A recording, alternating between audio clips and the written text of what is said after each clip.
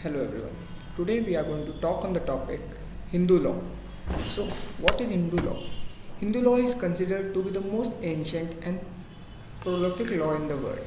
It has been around easy phase. It is about 6000 years old. Hindu law has been established by the people not for the purpose of removing any crime or transgression from society, but it was established so that people will follow it in order to attain salvation. Originally, Hindu law was established so that the need of the people gets fulfilled. The concept was initiated for the welfare of the people. So, let's talk about origin of Hindu law. In Dharmastra, there are no such word as Hindu. It is a foreign origin. The word Hindu came into existence through Greeks who used to call the residents of Indus Valley nationals as Indoi. Later it became as Hindu. This nation came to be known as Hindustan and its people as Hindu. In history, the word Hindu not only indicates a religion but it also indicates a nation basically.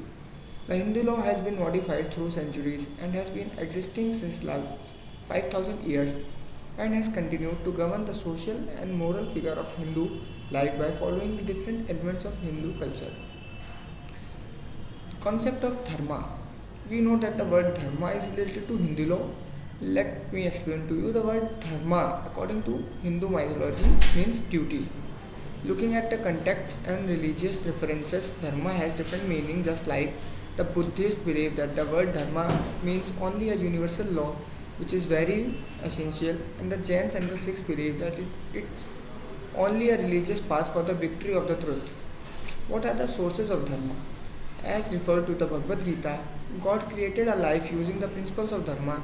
They are patience, forgiveness, self-control, honesty, sanctity, control of senses, reasons, knowledge, truthfulness, and absence of anger. Accordingly, the salvation, which means moksha, is the eternal dharma for humans according to Hinduism. Hindu epics like the Ramayana and the Mahabharata also refers to dharma. They say that executing one's dharma is the right aim of every individual. And also at the time, the king was also known as Dharmraj because the main motive of the king was to follow the path of dharma. Who are Hindus?